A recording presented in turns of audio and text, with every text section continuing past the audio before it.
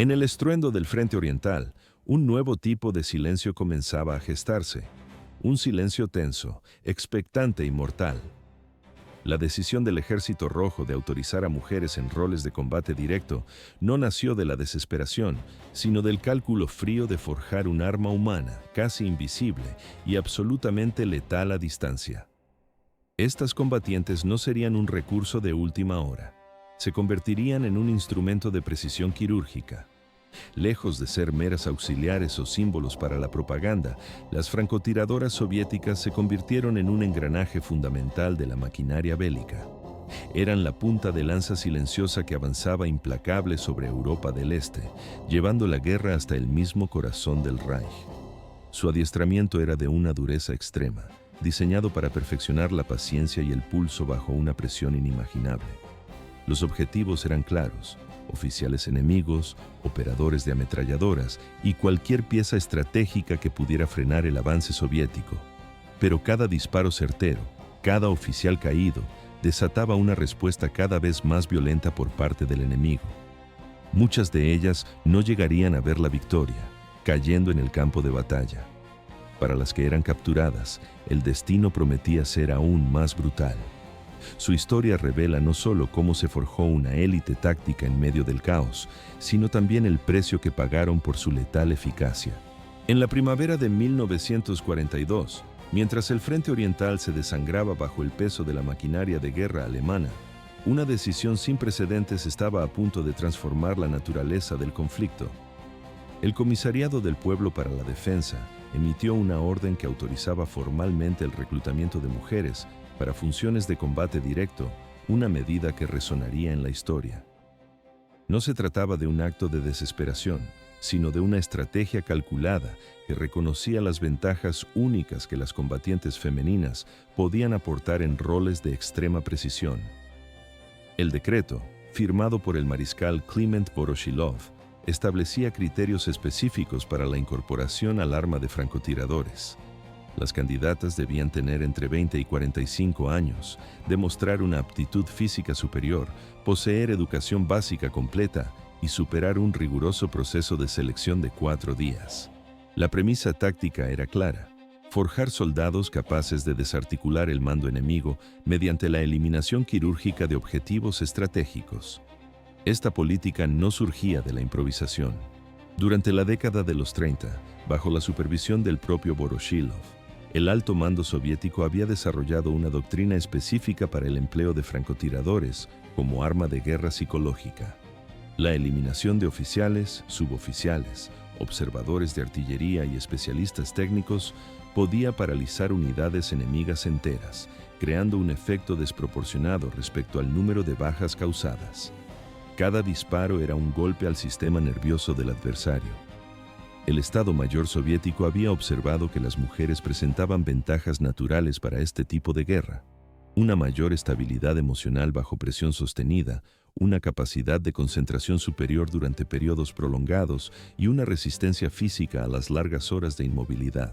A estas cualidades se sumaban unas habilidades sobresalientes para el sigilo y el camuflaje, documentadas por comandantes del frente que informaban de tasas de éxito superiores en las unidades de francotiradoras en comparación con sus equivalentes masculinos. Para profesionalizar a estas combatientes, en mayo de 1942 se fundó la Escuela Central de Francotiradoras para Mujeres en Bezhnyaky, un suburbio al este de Moscú. Este centro de formación se convirtió rápidamente en el epicentro del entrenamiento táctico más avanzado del mundo para mujeres francotiradoras. El programa académico, de duración variable entre 3 y 6 meses, se ajustaba al rendimiento individual de cada cadete. El plan de estudios era exhaustivo e implacable. Las futuras francotiradoras recibían instrucción intensiva en balística externa e interna, cálculo de distancias y compensación del viento, técnicas de camuflaje en zonas urbanas y rurales, métodos de infiltración y escape, y supervisión táctica del terreno. Cada jornada comenzaba antes del amanecer con una marcha forzada de 20 kilómetros, seguida de prácticas de tiro controlado a 400 y 800 metros, lecciones de topografía y orientación con brújula, construcción de refugios y supervivencia autosuficiente. La directora pedagógica, Nora Yegorova, una veterana que había luchado en la Guerra Civil Española como parte de las Brigadas Internacionales, estableció un régimen de disciplina férrea y excelencia técnica que no toleraba la debilidad física o mental. Las cadetes que no alcanzaban los estándares establecidos eran reasignadas de inmediato como operadoras de radio o enfermeras de campaña. El fracaso no era una opción, era un destino diferente.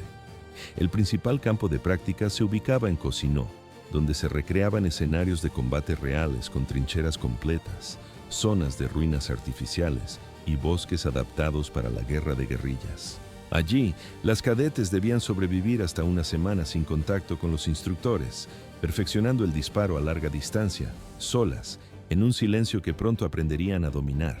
En la quietud helada del frente, una nueva clase de soldados se preparaba para la caza. Su adiestramiento las había moldeado en el crisol del combate simulado, perfeccionando disparos a larga distancia y operaciones encubiertas bajo una tensión que imitaba la crudeza de la batalla real.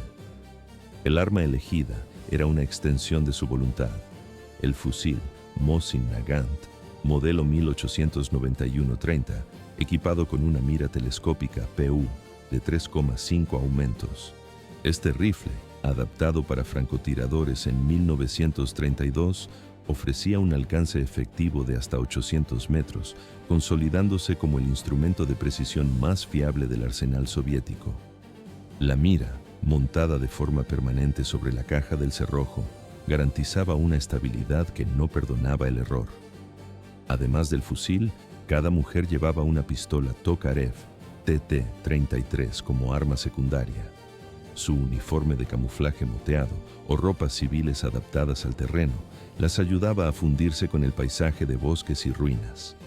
El equipo de supervivencia incluía una lona impermeable, raciones secas, un cuchillo de combate y una brújula, herramientas esenciales para convertirse en un fantasma en territorio hostil.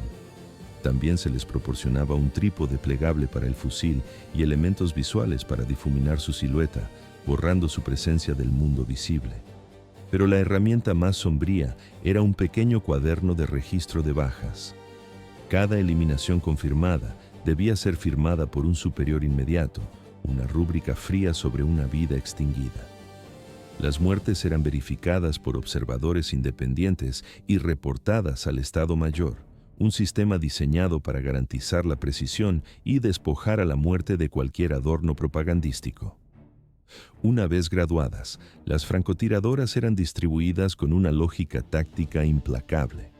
Solían operar en células de 2 o 3 por división, desplegándose en zonas boscosas, pueblos destrozados o sectores de retirada. Desde posiciones elevadas o puntos ciegos del enemigo, su efectividad no se medía solo en bajas, sino en el terror que sembraban en las filas contrarias, obligándolas a multiplicar sus precauciones. Su presencia fue sistemática y devastadora en frentes clave. En Kalinin, se especializaron en eliminar observadores alemanes. En los frentes de Bielorrusia y el primer Báltico, hostigaban las líneas de suministro. Mientras, en los frentes ucranianos, actuaban como un apoyo especializado para las divisiones de infantería ligera. De entre todas estas unidades, el 100º Batallón de Francotiradoras, creado en junio de 1943, se convirtió en leyenda. Esta formación autónoma acumuló más de 12,000 bajas confirmadas según los informes internos del Ejército Rojo, un testimonio escalofriante de su letalidad. El batallón operaba con una autonomía táctica casi total, eligiendo sus propios objetivos y métodos de aproximación, convirtiéndose en un símbolo del poder oculto de las tropas soviéticas. La integración de estas mujeres no fue una concesión a la propaganda ni un experimento social. Fue una revolución silenciosa en la doctrina militar soviética, una decisión táctica basada en la fría lógica de los resultados. Se convirtieron en el arma secreta de Stalin, una fuerza letal que operaba en las sombras del conflicto más brutal de la historia. En la inmensidad del Frente Oriental, donde la guerra se medía en millones de vidas, algunas leyendas se forjaban en el silencio y la distancia. Entre ellas, la de un arma letal que operaba en las sombras del conflicto más brutal de la historia humana. Rosa Shanina, el terror invisible de Prusia Oriental. En los archivos militares del Ejército Rojo, Pocos nombres resuenan con la frecuencia y consistencia de Rosa Georgievna Shanina. Su rastro no quedó oculto entre el estruendo del combate, sino que fue meticulosamente registrado en informes oficiales, periódicos del frente y diarios personales que sobrevivieron al conflicto. La historia de esta francotiradora de élite narra cómo una joven maestra de jardín de infancia se transformó en una de las cazadoras más letales del Teatro de Operaciones del Este. Nacida el 3 de abril de 1924 en la aldea de Yedma, en el óblast de Vologda, Shanina creció en el seno de una familia de leñadores en las profundidades de la Rusia rural. Tras completar su formación pedagógica, ejercía como maestra de niños en Arcángel cuando la guerra estalló como un huracán que cambiaría su destino para siempre. En diciembre de 1941, la noticia de la muerte de su hermano Mijail en el asedio de Leningrado encendió en ella una determinación inquebrantable. Se presentó voluntariamente en la oficina de reclutamiento local, pero chocó una y otra vez con la burocracia militar. Las regulaciones prohibían el alistamiento de mujeres menores de 20 años para funciones de combate directo. Sin embargo, Shanina no abandonó su objetivo. Durante 1942 se inscribió en el programa militar Vsevolozh, el entrenamiento básico obligatorio que proveía habilidades militares fundamentales a los civiles soviéticos. Su persistencia finalmente dio fruto en 1943, cuando fue aceptada en la Escuela Central Femenina de Francotiradoras de Moscú. El entrenamiento que siguió fue una forja implacable y transformadora. Durante 4 meses, Shanina aprendió a convertirse en un instrumento de guerra de precisión. Dominó la balística del fusil estándar, desarrolló técnicas de camuflaje que la hacían invisible en cualquier terreno y perfeccionó habilidades de infiltración que le permitían acercarse a los objetivos enemigos sin ser detectada. Se graduó con honores en abril de 1944, destacando especialmente en las prácticas de tiro a larga distancia. Sus instructores la invitaron a quedarse como entrenadora, pero Shanina solicitó el traslado inmediato a un frente activo. Ansiaba el combate, sin saber que éste solo le concedería 9 meses de vida. Su expediente militar confirma su incorporación al frente el 2 de abril de 1944, asignada a la División de Fusileros número 184 del Tercer Frente Bielorruso, con el rango de sargento. Su primer despliegue operacional tuvo lugar durante la ofensiva de Vitebsk-Orsha en junio de ese mismo año. En este sector, donde el Ejército Rojo avanzaba contra las defensas alemanas en retirada, Shanina inscribió sus primeras bajas documentadas. Su primera víctima cayó el 5 de abril en las afueras de Vitebsk, marcando el inicio de una carrera que apenas duraría 9 meses, pero que la convertiría en leyenda. Durante los 3 meses siguientes, participó en más de 12 operaciones documentadas por el Estado Mayor de su división. Los informes oficiales, firmados por su comandante, el mayor Dektiarev, confirmaban que para julio había alcanzado las 13 bajas registradas. Su efectividad le valió la Orden de la Gloria de tercera clase el 18 de abril de 1944, una condecoración que rara vez se otorgaba a soldados tan jóvenes. La batalla por Vilna en julio de ese año marcó un punto de inflexión. Durante los combates urbanos en la capital lituana, se le atribuyeron 12 eliminaciones adicionales, elevando su total a 25. Fue en esta etapa cuando su nombre comenzó a aparecer en los boletines del periódico militar Krasnaya Zvezda, que la reconocía como un símbolo de la eficacia de las francotiradoras soviéticas en operaciones urbanas. Pero lo que verdaderamente distinguió a Shanina fue el desarrollo de una técnica letal que ella misma denominó doblete. Esta innovación táctica consistía en efectuar 2 disparos en un único ciclo de respiración, aprovechando la mínima oscilación natural del cuerpo para colocar 2 proyectiles sobre uno o varios objetivos en una rápida secuencia. La técnica era extraordinariamente difícil de ejecutar con el armamento estándar, que requería una recarga manual tras cada disparo. En la práctica, Shanina usaba el doblete para eliminar a 2 soldados alineados o para alcanzar un segundo objetivo antes de que éste pudiera ocultarse tras el primer impacto. Sus registros de campo documentan que logró aplicar esta técnica con éxito al menos una docena de veces. En una operación cerca de Kaunas, eliminó a un comandante alemán y a su observador en menos de 5 segundos, una hazaña verificada por el observador de artillería soviético presente en la misión. Su leyenda comenzaba a tomar una forma casi sobrehumana. Con el avance soviético hacia el corazón del Reich, Shanina fue desplegada en Prusia Oriental en septiembre de 1944. Esta zona representaba el teatro de operaciones más peligroso para cualquier francotirador. Las tropas alemanas defendían su propio territorio con desesperación fanática, y el terreno era hostil, caracterizado por bosques densos, ruinas bombardeadas y posiciones fortificadas durante años. Fue allí, en Prusia Oriental, donde su leyenda alcanzaría su cenit y su trágico final. Las operaciones en esta región exigían niveles máximos de precisión y sangre fría.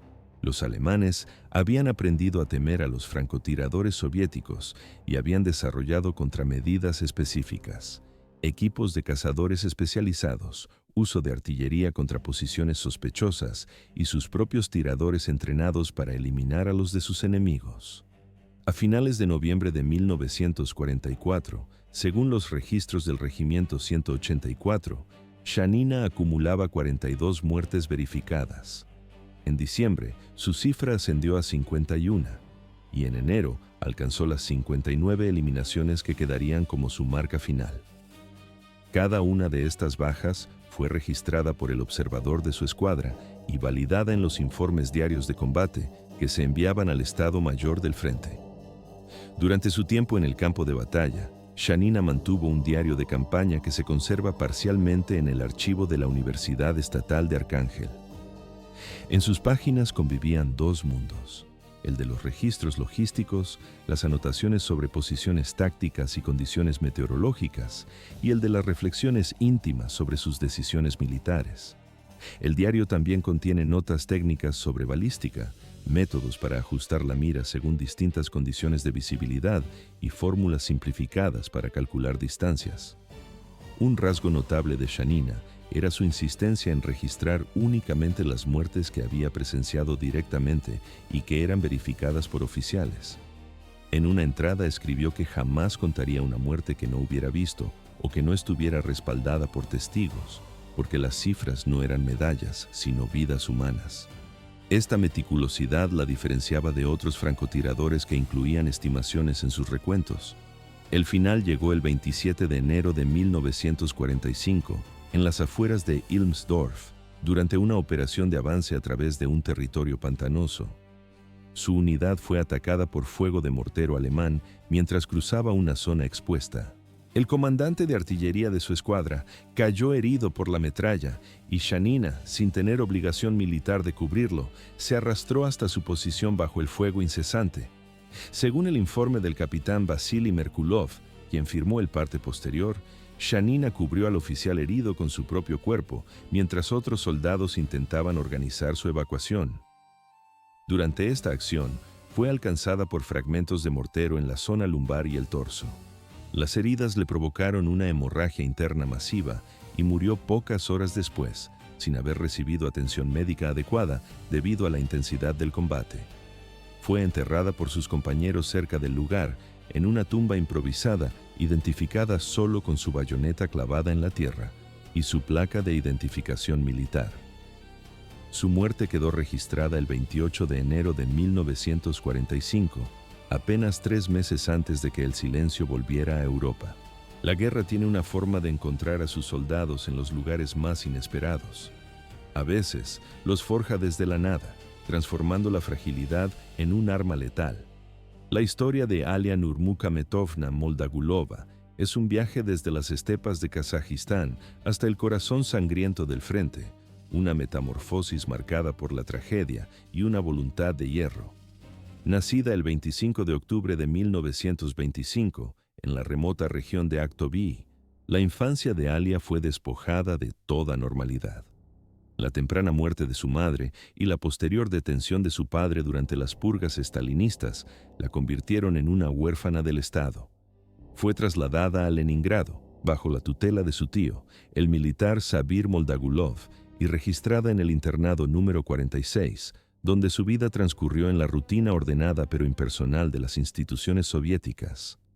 Esa frágil estabilidad se desvaneció con el estruendo de la invasión alemana. Cuando el cerco de Leningrado comenzó a cerrarse en 1941, Alia fue evacuada junto a un torrente de huérfanos hacia la región de Yaroslavl, lejos del anillo de acero y fuego que estrangulaba la antigua capital imperial. Aquella evacuación masiva, documentada en los archivos soviéticos, le salvó la vida, pero la arrancó para siempre de todo lo que había conocido. En 1942, con apenas 16 años y por debajo de la edad mínima de combate, se presentó voluntariamente en una oficina de reclutamiento.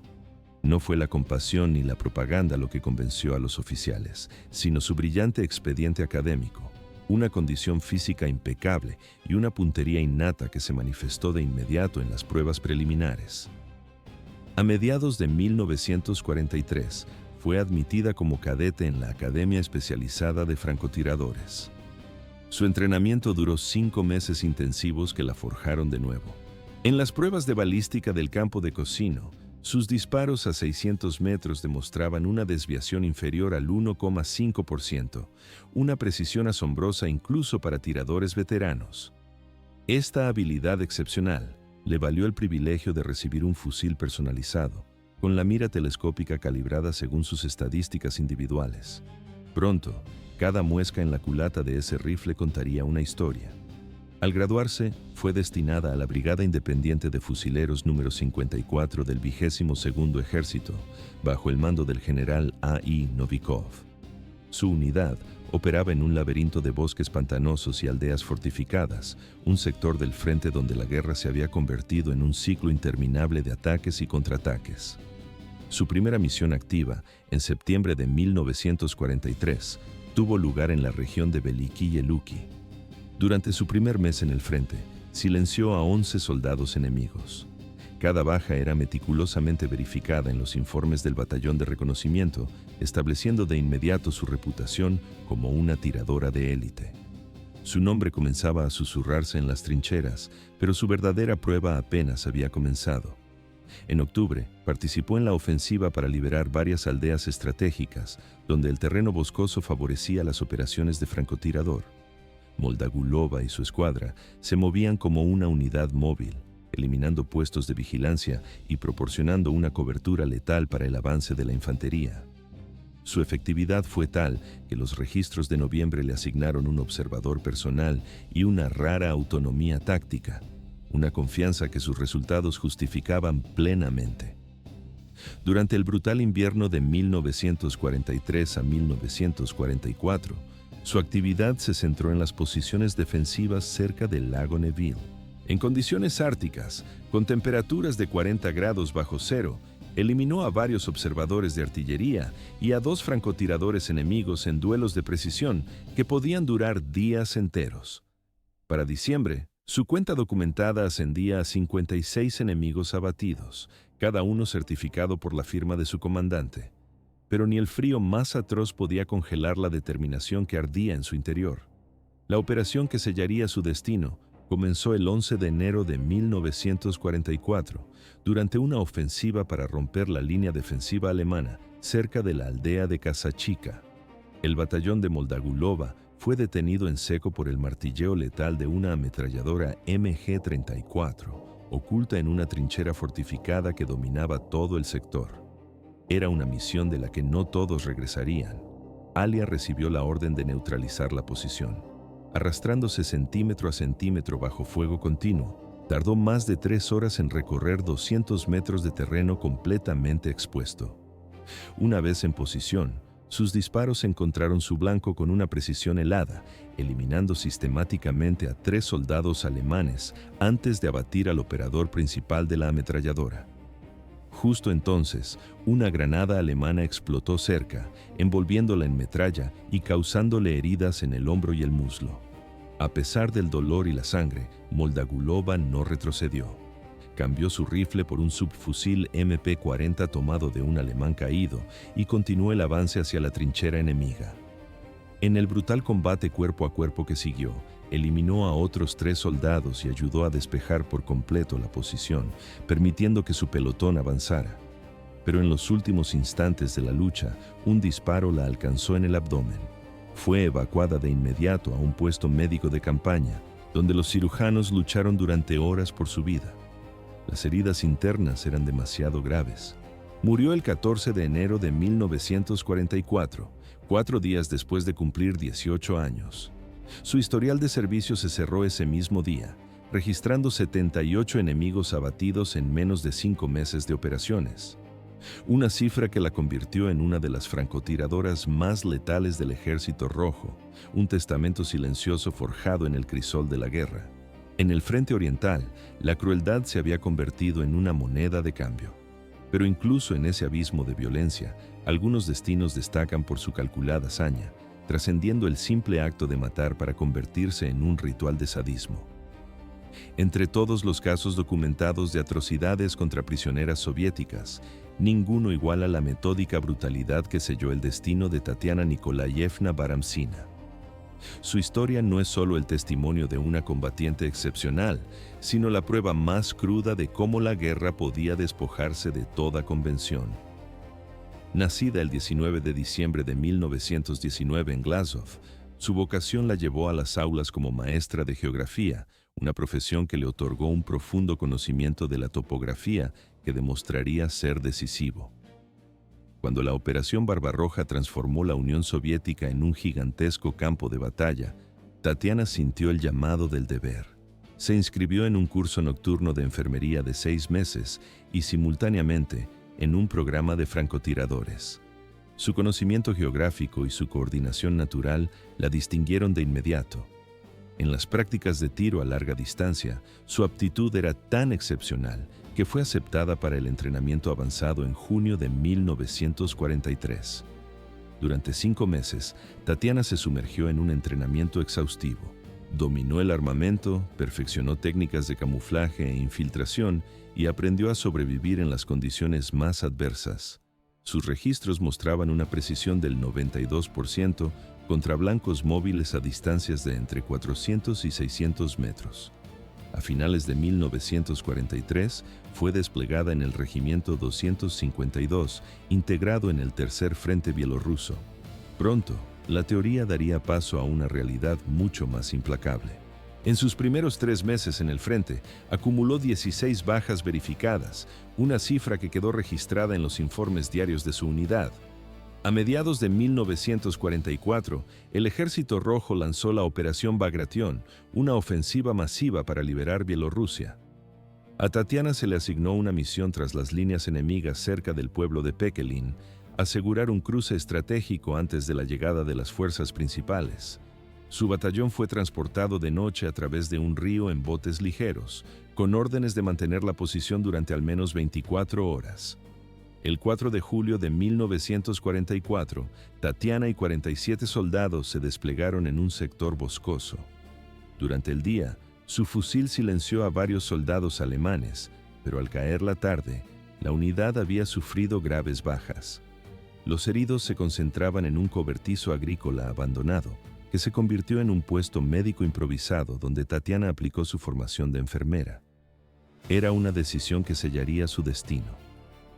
En la madrugada del 5 de julio, las tropas alemanas lanzaron un contraataque masivo con fuego de mortero y granadas de mano. Según el informe del teniente Anatoly Borisov, Tatiana operó una ametralladora ligera para cubrir el flanco derecho del refugio, abatiendo a 3 enemigos. Cuando el arma quedó inutilizada, recurrió a su fusil para mantener a raya a los atacantes desde una posición fortificada. Con solo 14 cartuchos restantes, resistió durante más de 2 horas. Según el informe oficial, fue vista por última vez lanzando 2 granadas de mano contra una trinchera enemiga que se aproximaba. La explosión retumbó a kilómetros de distancia. Entre las 11:45 y las 12:10, el puesto fue finalmente asaltado. La mayoría de los heridos y defensores soviéticos fueron ejecutados en el acto, pero a Tatiana la capturaron con vida y la llevaron a una posición alemana a 400 metros de distancia. Lo que sucedió en las horas siguientes desafiaría toda justificación militar. Cuando el Ejército Rojo retomó la posición al día siguiente, un grupo de reconocimiento encontró el cuerpo de Tatiana en las afueras del mismo refugio donde había luchado. El informe forense, firmado por el comandante médico Pavel Chenzov, describía con una precisión brutal las heridas. Profundos cortes de bayoneta en el rostro y el cuello, puñaladas en el abdomen y una fractura expuesta en el brazo derecho que sugería una tortura sistemática. Sin embargo, la causa de la muerte fue la destrucción total del cráneo por el impacto de un proyectil de cañón de 45 milímetros, disparado deliberadamente a quemarropa. El grado de destrucción fue tal que solo pudieron identificarla por sus trenzas características y fragmentos del uniforme con la insignia de francotiradora. El impacto del cañón antitanque fue descrito oficialmente como una ejecución deliberada, una forma de asesinato que no tenía precedente ni justificación militar alguna. El nombre de Tatiana fue registrado como una de las bajas irrecuperables del Regimiento 252, pero su caso fue marcado para una investigación especial. El 18 de julio de 1944 se envió una solicitud urgente para su condecoración póstuma como héroe de la Unión Soviética. El expediente, que incluía testimonios de supervivientes y las fotografías forenses, se convirtió en una prueba crucial para los posteriores procesos por crímenes de guerra, un testimonio silencioso del patrón sistemático de atrocidades cometidas contra las mujeres combatientes.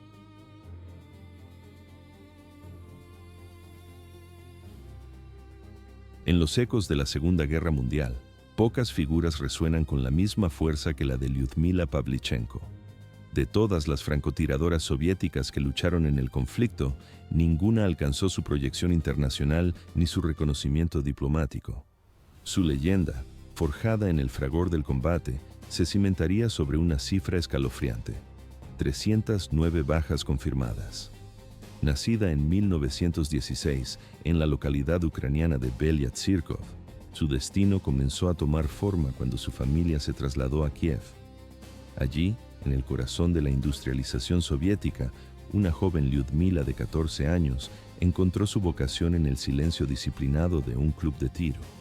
Lo que empezó como una afición pronto se convirtió en una maestría, y durante 7 años perfeccionó su puntería en competiciones regionales, acumulando certificaciones que la distinguían como una de las mejores tiradoras civiles de la región.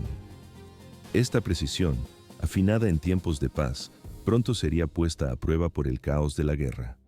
Mientras cursaba estudios de historia en la Universidad de Kiev, el estallido de la Operación Barbarroja en 1941 cambió su vida para siempre.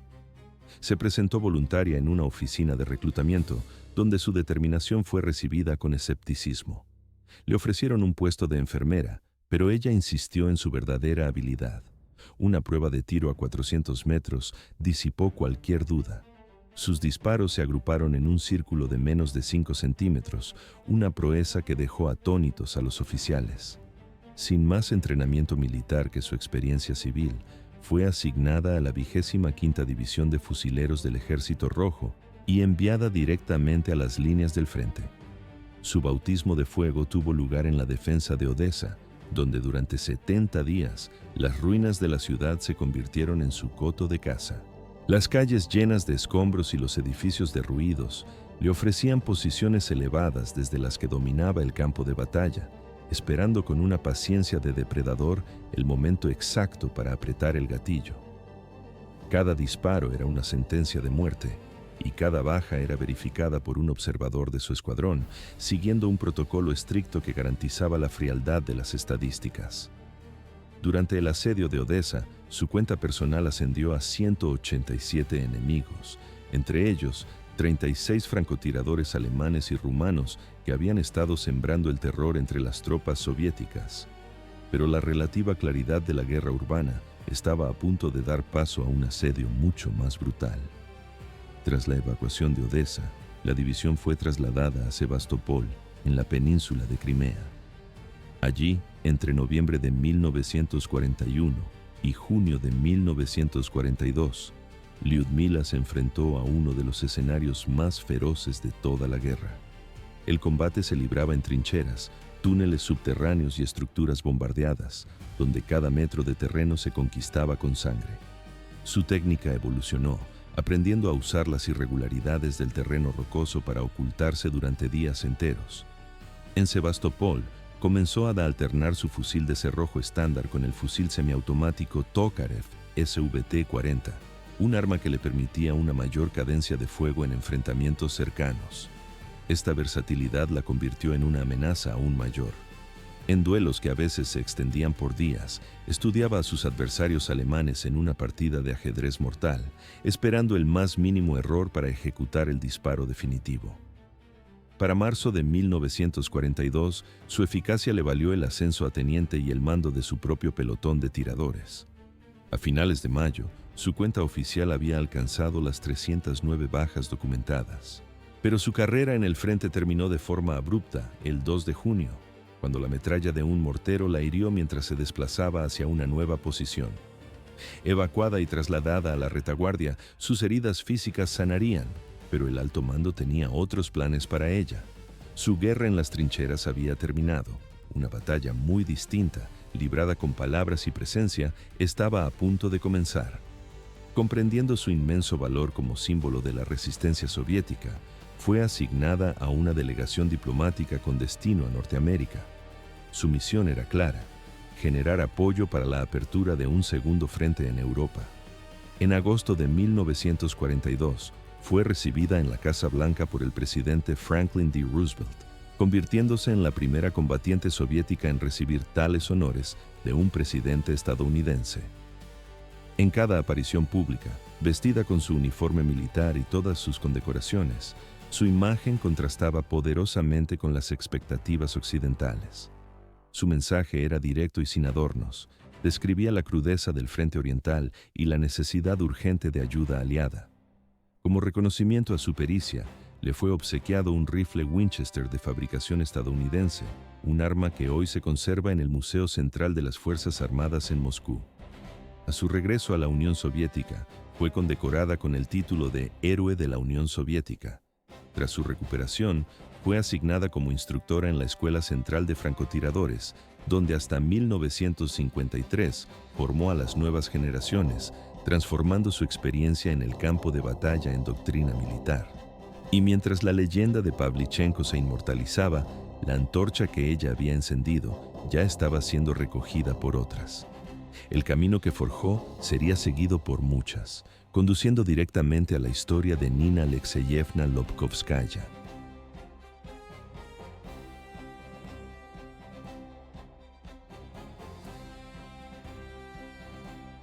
En la maquinaria de guerra soviética, incluso una adolescente podía ser forjada como un arma letal. Nina Lobkovskaya, con apenas 17 años, ascendió hasta comandar a más de 100 francotiradoras y se sumergió en el corazón de la operación militar más importante de la Segunda Guerra Mundial, la toma de Berlín. Su historia es un testimonio de cómo el sistema de formación soviético era capaz de transformar a jóvenes en líderes implacables, listos para dirigir operaciones complejas en el teatro de guerra más intenso de la historia. Nacida en 1925 en Siberia Occidental, Nina creció bajo la sombra de las purgas estalinistas. La tragedia golpeó directamente a su familia cuando su padre fue arrestado durante las redadas de 1937, dejándolos marcados con el estigma de ser parientes de un enemigo del pueblo. Esta temprana experiencia con la crueldad del Estado forjó en ella una determinación de hierro, una cualidad que definiría su carrera militar. En 1941, con la invasión alemana transformando la Unión Soviética en un campo de batalla continental, una Nina de apenas 16 años se presentó como voluntaria para unirse al ejército.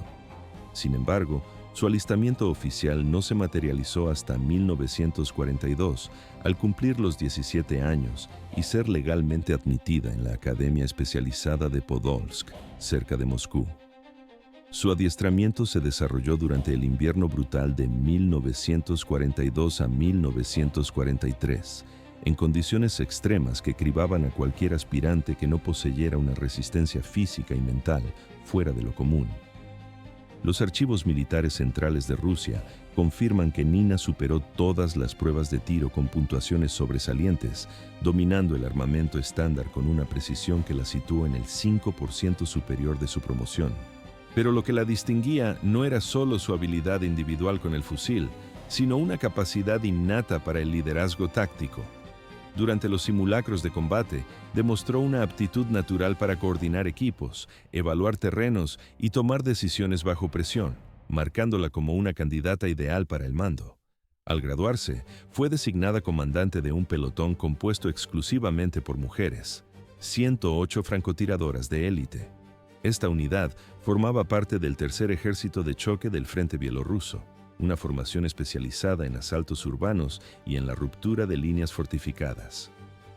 El nombramiento de Nina como comandante de pelotón a los 18 años era extraordinario, incluso para los estándares soviéticos, donde la juventud de los oficiales era común debido a las enormes bajas entre el personal de mando.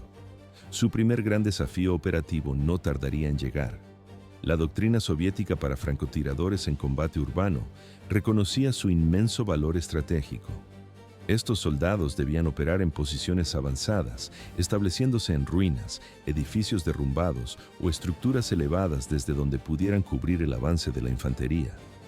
Las mujeres bajo el mando de Nina fueron entrenadas específicamente para neutralizar observadores, artilleros y tiradores enemigos ocultos en el laberinto de las ciudades en guerra. Su primera operación de envergadura tuvo lugar durante la ofensiva del Vístula-Oder, entre enero y febrero de 1945. El pelotón de Nina desempeñó un papel crucial asegurando cruces de ríos y neutralizando puntos de observación alemanes que dominaban las rutas de avance soviéticas. Los informes del Tercer Ejército de Choque registraron la eliminación de 47 elementos enemigos en los suburbios de Kustrin, atribuidos directamente a las francotiradoras bajo su mando. Coordinar a 108 tiradoras en operaciones simultáneas requería una habilidad organizativa excepcional. Nina desarrolló un sistema de comunicación por señales que permitía dirigir fuegos concentrados contra múltiples objetivos sin revelar las posiciones de sus subordinadas. Sus métodos incluían la rotación constante de puestos, el uso coordinado de fuego de distracción y técnicas de infiltración que permitían emplazar a sus francotiradoras en territorio controlado por el enemigo. El momento culminante de su carrera llegó con la ofensiva final sobre Berlín, que comenzó en abril de 1945. Las condiciones en la capital del Tercer Reich representaban el máximo desafío. Un combate urbano intensivo, defensas alemanas desesperadas y la necesidad de avanzar metro a metro a través de calles devastadas y edificios fortificados. Nina y su pelotón fueron desplegados en el segundo anillo ofensivo soviético. Su misión específica era limpiar los sectores ya tomados de francotiradores alemanes rezagados que seguían causando bajas entre las tropas de vanguardia. Esta tarea exigía una paciencia extrema y un conocimiento profundo del combate urbano para identificar posiciones enemigas camufladas entre los escombros. Durante los combates en el distrito de Kreuzberg, su unidad eliminó a 14 tiradores enemigos en 3 días de operaciones continuas. Desde un puesto de mando establecido en el edificio del Ministerio de Alimentación y Agricultura, Nina coordinaba estas acciones, dirigiendo disparos coordinados hacia objetivos en el Tiergarten y los sectores circundantes. Su técnica personal se había refinado durante años de combate. Podía leer el campo de batalla urbano a través de pistas mínimas, el movimiento de una cortina, el reflejo de una mira telescópica o sutiles cambios en la disposición de los escombros. Era una cazadora excepcional. Durante los combates finales en torno al Reichstag, entre el 28 de abril y el 2 de mayo, Nina participó directamente en la supresión de los nidos de francotiradores alemanes. Su pelotón neutralizó múltiples posiciones que amenazaban a las unidades de asalto soviéticas encargadas de tomar el simbólico edificio. Aunque no participó en la icónica colocación de la bandera, su unidad proporcionó la cobertura letal que permitió a los soldados acercarse sin sufrir bajas excesivas por el fuego enemigo. El registro oficial de Nina Lobkovskaya ascendió a 89 enemigos abatidos personalmente, una cifra verificada por el Ministerio de Defensa de la URSS en 1946. Sus objetivos incluían principalmente observadores de artillería, operadores de ametralladoras y francotiradores enemigos eliminados en duelos de precisión. Operaba con el fusil estándar para disparos de extrema precisión, pero en las fases finales de la guerra adoptó también el fusil semiautomático Tokarev SVE-40, adaptado para francotiradores, lo que le permitía una mayor cadencia de fuego en combates cercanos. Su técnica característica incluía el uso inteligente de posiciones elevadas y una regla de supervivencia que inculcó en sus tropas: nunca permanecer más de 2 disparos en el mismo lugar. Tras la caída de Berlín, Nina fue condecorada con la Orden de la Estrella Roja, la Orden de la Guerra Patria de primera clase y la Medalla por la Liberación de Berlín. A diferencia de otras célebres francotiradoras, no se convirtió en una figura de propaganda internacional. Su carrera continuó en el Ejército Rojo, donde sirvió como instructora de francotiradores hasta su retiro en la década de los 60, un testimonio silencioso del reconocimiento oficial a su letal pericia.